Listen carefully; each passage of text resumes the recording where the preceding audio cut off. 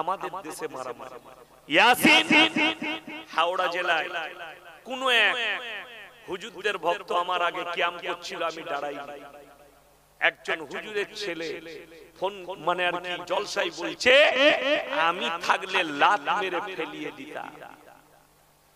তার পরিপ্রেক্ষিতে আমি বক্তব্য দিয়েছি, যারা আমার বক্তব্য শুনেছে, যে তাহলে যদি আমাকে লাত মেরে ফেলিয়ে দাও তাহলে দলিলটা দাও কিয়াম করা কোথায় আছে। আমি কিন্তু ঝামেলা করি। দ্বিতীয় নম্বর, আর একজন পীরজাদা তিনি আমার পক্ষে বলেছেন যে একজন বসে নবীকে সালাম পাঠিয়েছে, তার দিলেতে নবীর মহব্বত আছে, তিনি বসে পাঠিয়েছেন, ঝামেলা কিচ্ছু নাই। আচ্ছা, এখনই আমি দরুদ পড়লাম, আপনারা বসে পড়লেন না দাঁড়িয়ে? কথা বলেন না, বসে পড়লেন। তার আগে আমার আব্দুল্লাহ মারুফ ভাই কিয়াম করেছেন না করেন? দাঁড়িয়ে করেছেন আপনারা। দিয়ে উনি কি বললেন যে ইয়াসিন এসে না দাঁড়ালে কাফের হয়ে যাবে। কথা বলেন না, কাফের হবে। একজন চরপুরার পীরজাদা ভাইজান তিনি আমাকে কাফের ফতোয়া দিয়েছে। আলহামদুলিল্লাহ, আলহামদুলিল্লাহ। যদি আমি কাফের না হয়, হাদিসে আছে সেই কুফরিটা তার উপরে বাড়বে। একজন ভদ্র পীরজাদা তিনি বলেছেন ইয়াসিন দাঁড়ায়নি বলে তাকে লাত মারতে হবে। এটা কোনো ভদ্র লোকের ভাষা না, এটা অভদ্র লোকের ভাষা। আগে তোমরা সিলেক্ট করে নাও। এক জায়গায় বসে একজন আমাকে ভালো বলছেন, একজন আমাকে গালি দিচ্ছেন, নিজেদের মধ্যে ঠিক করো কে ইয়াসিনকে কাফের ফতোয়া দিবে। এক জায়গায় বসে কাফের ফতোয়া দাও। আরো তো সব পীরজাদারা আছে, আমি সবার সাথে জলসা করেছি, কোনো দ্বন্দ্ব না, কোনো ঝামেলা না, ইমানদারির সঙ্গে। এরপর আমি যদি বলি যে আমি যে স্টেজে যখন বসেছিলাম, যে হুজুর কিয়াম করছিল তার কাছে দলিল থাকলে তো আমাকে তখনই দাঁড় করাতো, যে এই আমার কাছে দলিল আছে, শুনো দলিলটা দিয়ে দাঁড়িয়ে যাও। ঠিক কিনা কথা বলে? তাহলে তোমার মুরাদ নাই, আমাকে দাঁড় করাতে পারলে না দলিল দিয়ে, পেছনে গিয়ে বলছো লাত মারবো, পেছনে গিয়ে গালি দিচ্ছ। বুখারী শরীফের হাদিস, উলামারা বসে আছে যারা অশ্লীল ভাষা ব্যবহার করে, যারা গালিগালাজ করে, এটা হচ্ছে মুনাফিকদের একটা বড় আলামত। উলামারা বসে আছে, জিজ্ঞেস করুন, হাদিসে আছে। আমার ভাই, আমি দোয়া দেব যারা আমাকে গালি দিচ্ছে, যে সমস্ত তিনজন চারজন পীরজাদা ভাই যায়, তাদেরকে অনুরোধ করব একটু ভাই হাদিসটা পড়ো। আমি তার এক মাস আগে ওইখানে ফুলপুরায় উজের সিদ্দিকী, আমি নাম করি না কিন্তু ইনার নাম করলাম, উজের সিদ্দিকী, তিনি আমার জলসায় একসাথে ছিলাম। আমি স্টেজে গেলাম, তিনি বয়ান ছাড়বেন। আমাকে দেখার পরে বললেন ভাইজান আপনি এসেছেন, আসুন। মুলাকাত হলো। তিনি কিয়াম করলেন না, নেমে চলে গেলেন। লাস্টে আমি দোয়া করেছি, তাকে কি ফতোয়া দিব? তিনি কিন্তু আমার সম্মানে হোক কিংবা যে কোনো কারণে হোক, আমি স্টেজে এসেছি, তিনি কিন্তু কিয়াম করলেন, দোয়াও করলেন না, তিনি নেমে চলে গেলেন। শেষ দোয়া হুজুর করবে আমার লাগে বলে দিয়ে চলে। আমি দোয়া করেছি, আপনাদেরকে বলে যাই কোন রকমের দ্বন্দ্ব করবেন না। জোরে বলুন ইনশাআল্লাহ। আপনার যখন যেটাকে হক মনে হবে আপনি সেই রাস্তায় আসুন। আমি যদি গোল আলু হতাম, হাওড়াতে দাঁড়িয়ে পড়তাম, আমার কাছে চলবে না, তোমার কাছে চলবে, তুমি করছো। আমাকে যদি গালি দাও, তখন আমি বলেছি যে হুজুর ভাইজানরা যারা আমাকে গালি দিচ্ছে, আমি অনুরোধ করেছি আমাকে গালিগালাজ করবেন না, আগে নিজেদের মধ্যে ঠিক করুন। কিন্তু আমি যদি বাস্ত হয়, আমি পরমাণু বোমার থেকেও খারাপ। হিরোশিমা নাগাসাকিতে কি হয়েছিল, তোমার অস্তিত্ব মিটিয়ে দেবো আমি। একজন আমাকে কত বড় খারাপ কথা বলছে জানেন? বলছে জয়নাল আবেদিন, ইয়াসিন সাহেব, শওকত সাহেব, এরা দাদা হুজুরের নাম ভাঙিয়ে খায়। বিশ্বাস করুন, কে কি আমার বাপের লেগে আমি বলতে যাব না, সে তার নিজের উত্তর দিবে। জয়নাল ভাই নিজের কথা বলবে, আমি ইয়াসিন নিজের কথা বলছি। আমি আজ পর্যন্ত নিজের বাপের নাম ভাঙিয়ে খাইনি, তা দাদা হুজুরের নাম কি করে ভাঙাবো? হ্যাঁ, দাদা হুজুর পীর কেবলা রহমাতুল্লাহ আলাইহি, তিনি আমাদের আকাবি, মাথার তাজ, তোমার থেকে বেশি সম্মান, আর তোমার থেকে বেশি দাদা হুজুরের ওসিয়তনামার উপরে ইয়াসিন আমল করে ইনশাআল্লাহ। বেশি আমল করি আমি। আমলটা শুনে নাও, বয়ান করার ক্ষমতা নেই। দাদা হুজুর পীর কেবলা রাহমাতুল্লাহ আলাইহি তিনি ওসিয়তনামায় লিখে গেছে মেয়েদের মাজারে যাওয়া হারাম। ঠিক বললাম না ভুল বললাম? কথা বলেন। গিয়ে দেখুন ফুরফুরায় 21, 22, 23 তিন দিন হয় না প্রোগ্রাম, সেখানে অনেকে আমাদের দেশের মানুষ মহব্বতের লোকরা যায়, যান সেইখানে বলুন মেয়েরা যেতে পায়? কথা বলে না, যেতে পাবেন না। কষ্টের বিষয় আপনি এটা মেনে নিলেন যে দাদা হুজুর পীর কেবলা রাহমাতুল্লাহ আলাইহি বলে গেছেন মেয়েদের মাজারে যাওয়া হারাম, সেইখানে আপনার বিবিকে নিয়ে যেতে পারলেন না। আর এই মেদিনী, হাওড়া, হুগলি, 24 পরগনা মানুষ খাজা মঈনুদ্দিন চিশতি রাহমাতুল্লাহ আলাইহির মাজারে যাচ্ছে, নিজের বউকে সাথে করে নিয়ে যাচ্ছে। ঠিক বললাম না ভুল বললাম? তুমি দাদা হুজুরের বিরুদ্ধে গেছো, পক্ষে নয়। যদি বলে বেরেলভি ভাই যারা আমার বয়ান শুনেন তাদেরকে অনুরোধ করব, ফতোয়ায়ে রিজভিয়া আহমদ রাজা খান বেরেলভি, ফতোয়ায়ে রিজভিয়া খণ্ড নম্বর 24, এই খণ্ড নম্বর 24 এর মধ্যে করাচিতে ছাপা হয়েছে ফতোয়ার বইটা। তিনি লিখেছেন মেয়েদের মাজারে যাওয়া তো দূরের কথা, নিয়ত করাটাও হারাম। আর এটার উপরে পৃথিবীর যতগুলো মৌলবি আছে, যে দলেরই আছে, সবাই একমত। ঠিক কি না? কথা বলে। আপনাদের এখানে স্বামী মারা গেলে স্ত্রী কবরস্থানে যায়, কথা বলবে, যেতে পাবে? যেতে পাবে। বাপ মরে গেলে যেতে পাবে। ইয়াসিন মরে গেছে আমার কবরে, তোমার বউ কি করে যাবে? কথাটা বুঝতে পেরেছেন? বুঝাতে পারলাম? গুদা বাংলায় বয়ান করছি, আমি বুঝাতে পেরেছি আশা করি। ওই জন্য শুনে নেন, দাদা হুজুরের ওসিয়তনামায় তোমার থেকে, তুমি যদি আমাকে গালি দাও, তোমার থেকে বেশি আমি আমল করি, তোমার থেকে ভালো আমল করি। আর আমাকে যদি বাস্ত করে, আজ পর্যন্ত নাসির ভাই এত দাওয়াত দেয়, হাওড়ার হাজী সাহেব, হাজী শাহানুর ইস্তাকার, দীঘাতে দুখানা হোটেল আছে, রাজা হলিডে ইন, তারপরে হাব হোটেল, দুটো হোটেল আছে। আমি দীঘার সাইডে জলসায় গেলে তিনার হোটেলে থাকি, তিনার স্পেশাল রুম আছে, নামাজ পড়া হয়, সবাই সেটা ভাড়া দেয়, সেখানে থাকে, মহব্বত করে। বেটার বিয়ে দিয়েছে, বিটির বিয়ে দিয়েছে, আমাকে বহুবার বলে ইয়াসিন বেটা বেটা করে, তুমি কিন্তু এর পরে বৌমাকে নিয়ে আসবে। কিন্তু পশ্চিম বাংলার কেউ যদি বলে দেয় ইয়াসিন নিজের বউকে গাড়িতে করে নিয়ে জলসাই ঘুরে বেড়ায়, তার জুতোর মালা পরব। আমার বউ ঘুরে বেড়ানো তো দূরের কথা, নিজের গাড়িতে। আমার শ্বশুর ঘর 16 বছর বিয়ে হয়েছে, হাতে গুনে 4 বার গেছে নাকি এটাও সন্দেহ আছে। আর আমাকে যদি ঘাটাও, আমি ভিডিও তোলে তখন পোস্ট করব, সেরে পাঞ্জাবে কোন হুজুর নিজের বউকে নিয়ে রাতের বেলায় ঢুকে খেতে, আমি চা খেতে দাঁড়াই। তো ওই জন্য আমাকে ঘাটাও না, আমি প্রমাণ হব, আমি কারুর বিরুদ্ধে নয়।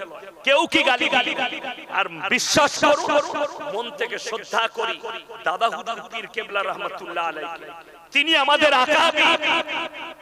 কিন্তু কেউ যদি বলে যে ইয়াসিন তুমি তো দাদা হুজুরকে আকাবির মেনেছো, কিন্তু কিয়াম করো না কেন? আমার নসলে কিয়াম করা আমার কাছে ঠিক না, তোমার কাছে তুমি পেয়েছো, দাদা হুজুর বলেছে তুমি মানছো। যদি বলে দাদা হুজুর, একজন বলল ফোন করে হাজী ইমদাদুল্লাহ মুহাজির মক্কি রাহমাতুল্লাহ আলাইহি, তিনি কিয়ামের পক্ষে লেগে গেছে। আমি তাকে বললাম শুনে নাও, কিয়ামের শব্দের অর্থ হচ্ছে দাঁড়ানো। কি বললাম? দাঁড়ানো, অসুবিধা নাই, দাঁড়ান। আমরা নামাজে দাঁড়াই না, দাঁড়াই। যদি দাঁড়িয়ে সালাম না পাঠ করলে বিয়াদবি হয়। আপনারা সবাই বড় বিয়াদব, আর আমিও বিয়াদব। প্রথমেই দরুদ পাঠ করেছি না করি নাই? আপনারা বসে করেছেন না দাঁড়িয়ে আমার সাথে বসে? তাহলে আপনারাও বিয়াদবি করেছেন, আমিও বিয়াদবি করলাম। কিন্তু না, যে হুজুর বলছে লাল মেরে দিতাম, সে হুজুর নিজে বসে দরুদ পাঠ করছে স্টেজে। ঠিক বললাম না ভুল বললাম? তিনি নিজে চেয়ারে বসে দরুদ পাঠ করছে, তো তুমি বসে কি করে করলে? না দাঁড়ালে যদি আমাকে লাত মারতে হয়, আমাকে যদি গালি দিতে হয়, আমাকে যদি কাফের হতে হয়, শুনেলেন, কাফের ফতোয়া দিলে হবে না, ওটাকে কোরআন হাদিস দিয়ে দলিল দিতে হবে। ইয়াসিন যদি দরুদকে অস্বীকার করে, আর আমি বলে যাচ্ছি যে দরুদকে অস্বীকার করবে সে সঙ্গে সঙ্গে ঈমান হারা হয়ে যাবে। ইয়াসিন আমরা হাদিস পড়ালে বারবার কি বলি? হাদিসের শেষে জিজ্ঞেস করুন সাল্লাল্লাহু, সবাই বলুন সাল্লাল্লাহু আলাইহি ওয়াসাল্লাম, মানে কি? আল্লাহ তুমি রাসূলের উপরে রহমত বর্ষিত করো। জোরে বলুন সুবহানাল্লাহ। সবাই আরেকবার বলুন সাল্লাল্লাহু আলাইহি ওয়াসাল্লাম। যত বেশি পড়বে তত লাভ, যত নবীকে সালাম পাঠাবেন তত লাভ। আমার ভাই, ওই জন্য ঝগড়া ঝামেলা মারামারি এটা দিমাগের পায়দাই। কেউ কি গালি দেওয়া এটা আমার নসলের কাজ নয়, ইসলামের কাজ নয়। মিল মোহাব্বত, প্রেম প্রীতি, ভালোবাসা, ভ্রাতৃত্ব এটাই ইসলাম শিখিয়েছে। আমার বলার উদ্দেশ্য শিরক আর বিদআতের পক্ষে যারা শিরক করে, যারা মনে করেছে, শুনেলেন, যারা মনে মনে ভাবছেন আমার জীবনে কোন রকমের আমি নেকির কাজ করব না, এই হুজুরদের দোয়ার দ্বারা আমি পেরিয়ে যাব, তারা ভুল বুঝে আছেন, তারা ভুল বার্তায় আছেন। আমি দলিল দিয়ে যাচ্ছি, নবীজি নিজের চাচাকে কলমা পড়াতে পারেননি, আল্লাহ দোয়া করতে নিষেধ করলেন। নূহ নবী আর লূত নবী, দুটো নবী। কোন কোন নবী বললাম? নূহ নবী আর লূত নবী। এই দুটো নবীর বিবি জাহান্নামে যাবে, আল্লাহ লাকির টেনে দিয়েছে তাদেরকে, আর তাদের বিবিরা বাঁচাতে, তাদের স্বামীরা নবীরা জান্নাতীরা। তবে বলে দিই, হক্কানি আলেম চিনবেন তার ভাষার দ্বারা, ব্যবহারের দ্বারা, আখলাক আর চরিত্রের দ্বারা। আল্লাহর কসম করে বলে যাচ্ছে, নবীজির বায়োডাটা বার করো। আল্লাহর হাবিব পৃথিবীর বুকে ইসলাম প্রচার করেছেন তলোয়ারের দ্বারা, ভাষা খারাপের দ্বারা, গালি দিয়ে নয়। নবীজি যদি ইসলাম প্রচার করেছেন আখলাক আর চরিত্রের দ্বারা। তুমি যদি হক পথে থাকো, তুমি আমাকে বুঝিয়ে দাও ভদ্র ভাষায়। কেন? নবীজি কোরআন পড়ছেন। কি পড়ছেন সবাই বলুন? কোরআন পড়ছেন। কোথায়? কাবা ঘরের ভেতরে। কোথায় বললাম? কাবা ঘরের ভেতরে। এটা কোরআন শোনাচ্ছে আপনাদেরকে। আর বেঈমান কাফেররা চারিদিকে তাবলীগ শুরু করেছে কিসের? নবীজির বিরুদ্ধে। নবী যে কোরআন আবৃত্তি করে, সে কোরআন তোমরা শ্রবণ করবে না, সে কোরআন পড়ো, শোনো না, কানে আঙ্গুল দাও আর হাততালি মারো। আল্লাহ নবীজি আয়াত পাঠালেন, ওয়াকালাল্লাযীনা কাফারু লা তাসমাউ লিহাযাল কুরআন ওয়ালগাউ ফীহি লাআল্লাকুম তাগলিবুন। নবী যে কোরআন আবৃত্তি করে, হে নবী বেঈমান কাফেররা তারা বাইরেতে তাবলীগ করছে, তোমরা সে কোরআন তোমরা শ্রবণ করো না, হাততালি মারবে আর কানেতে আঙ্গুল দেবে। আল্লাহর কসম, তারপর ইসলামকে রুখতে পারেনি, পৃথিবীতে ছড়িয়ে গেছে। জোরে বলুন সুবহানাল্লাহ। তো হক কোনদিন ঢাকা থাকে না, হকের জিত হয়, না হকের হার হয়ে যায়। যারা মনে করছেন না হকে থাকতে হবে, তাদেরকে অনুরোধ করে বলে যাচ্ছি, ছোট্ট একটা ঘটনা শোনাবো, হক আর না হকে আপনি বুঝতে পারবেন। এটা একটা আরবি কিতাবে এসেছে ঘটনা, সত্য মিথ্যার যাচাই জানি। এটা কিন্তু হাদিস শোনায় না, এটা কিন্তু ইসলাম শোনায় না, শুধুমাত্র একটা ওয়াকিয়া শোনাচ্ছে। এরকম ওয়াকিয়া ইসলামী অনেক বইয়েতে আলেমরা লিখেছে, যেটার দ্বারা জ্ঞান গর্ব থাকে। ওই জন্য এটা কোরআন হাদিস আগে থেকে বলে দিচ্ছি। এটা একটা গল্প শোনাচ্ছি। একজন রাজা তিনটে ছেলে। কটা ছেলে বললাম? তিনটে ছেলে। রাজা কিন্তু ঈমানদার বাদশা। মনে মনে চিন্তা করছেন, আমার বয়স তো 90 হলো, আমি যদি মারা যাই, এখন আমার আব্বাজির বয়স হচ্ছে 78 বছর, আমার আব্বাজি হচ্ছে মাদ্রাসার নাজিম সাহেব, আমি ওই মাদ্রাসার শিক্ষক। তো এত বড় মাদ্রাসা উনি তৈরি করেছেন মেহনত করে, গ্রামের লোকের সহযোগিতায়, এলাকার দেশের লোকের সহযোগিতায়। আচ্ছা, উনার মনে মনে হবে না আমি যদি মরে যাই আমার এই মাদ্রাসা কিভাবে চলবে? হবে না মানুষের? আপনি যদি বয়স্ক হয়ে যান, ছেলে পেলের লেগে বয়স্ক মানুষরা চিন্তা করে না, করে না, আমি মরে যাওয়ার পরে আমার ছেলে কি করবে, আমার ছেলে আমার সম্পদ কি করবে, এরা দিনের পথে থাকবে কিনা, বাদশার চিন্তা হতে লাগে। গরম পানিটা একটু দেন। জি জি,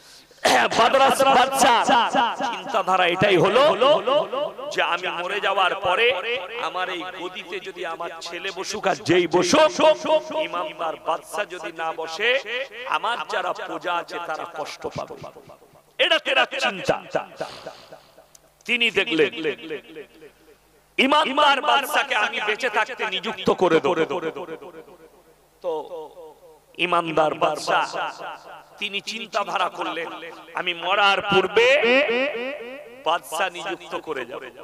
বাদশা এলান করলেন,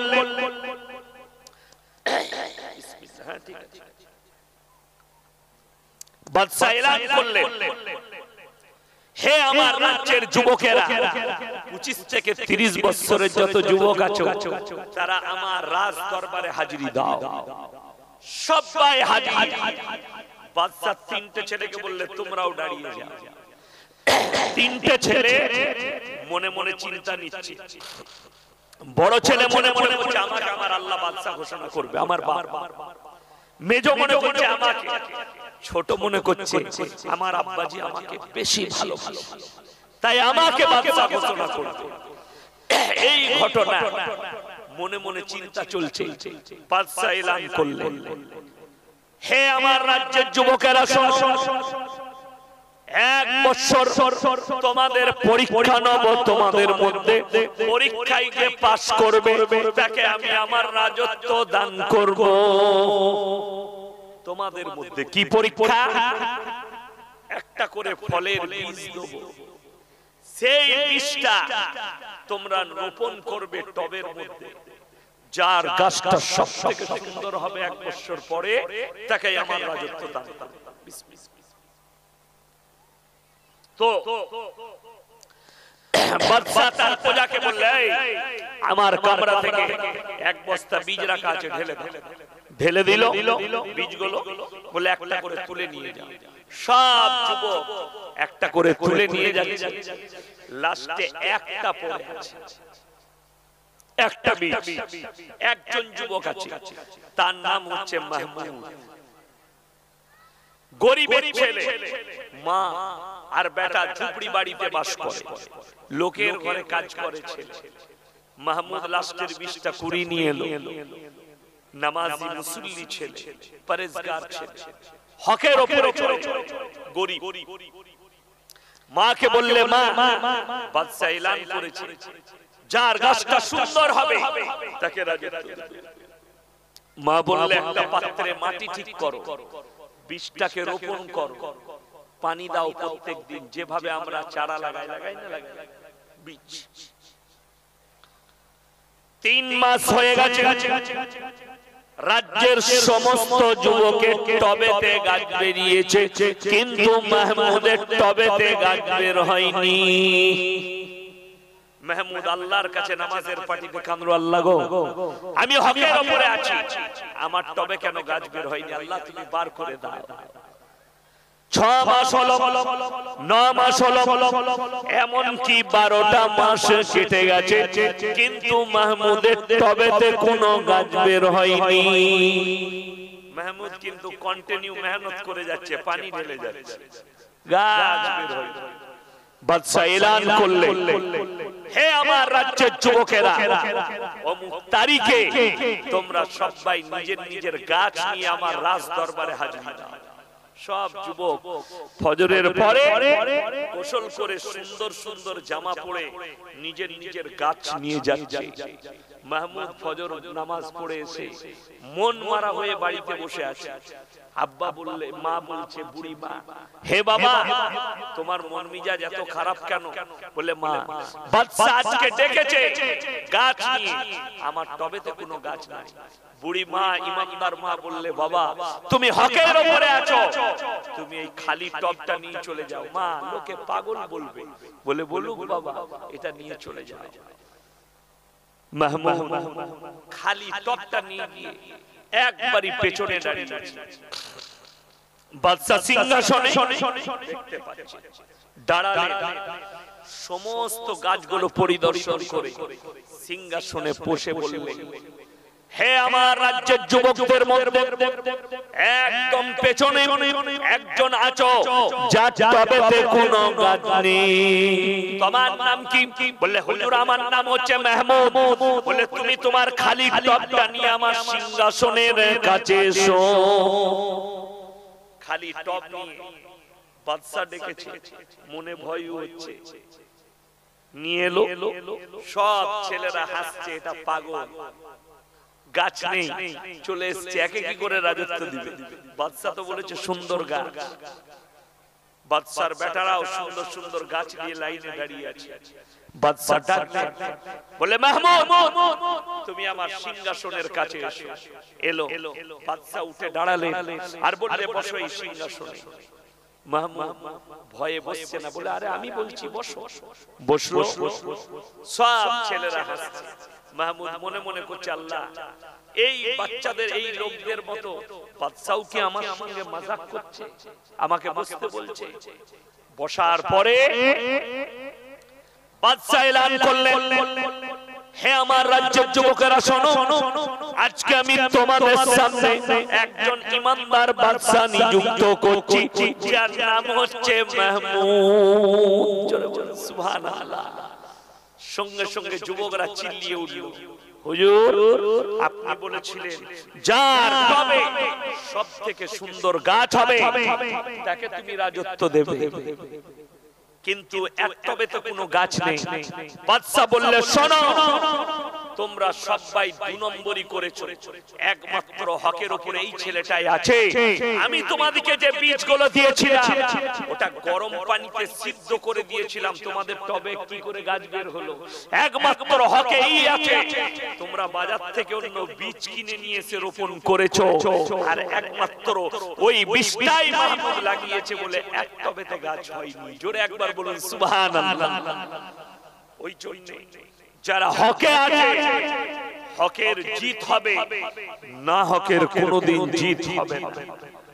আপনাদেরকে ইমানদারির সঙ্গে বলে যায়, কালকে আমি মালদায় ছিলাম, অনুরোধ করে বলে এসেছি, যারা আমাকে ফেসবুকে গালি দিচ্ছে, যে হুজুররা, যে বেরেলি হুজুররা গালি দিচ্ছে, যে ফুরফুরার ভাইজানরা গালি দিচ্ছে, তোমরা যারা আমাকে ভালোবাসো, যারা আমাকে ফলো করো, অনুরোধ করে বলে যাচ্ছি, কেউ ভাষা খারাপ করে গালি দিবেন না। কেউ আমাকে গালি দেয়, যারা গালি দেয় আমি তাদের লেগে দোয়া করেছি, আল্লাহ তুমি এদিকে হিদায়াত প্রাপ্ত করো। তাছাড়া কোনো হাতিয়ার নাই, কোন হাতিয়ার নাই।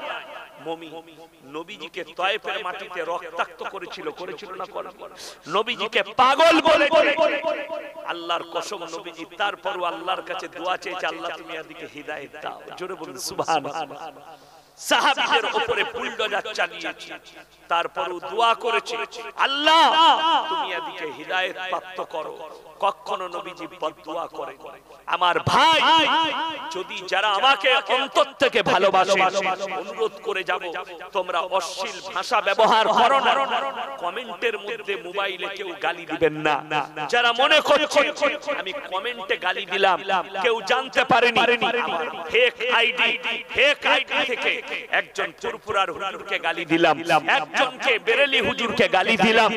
আমার ভাই, কেউ জানুক আর না জানুক, আমার আল্লাহ অবশ্যই জানে, ঠিক কি না? কথা বলে আল্লাহ জানে।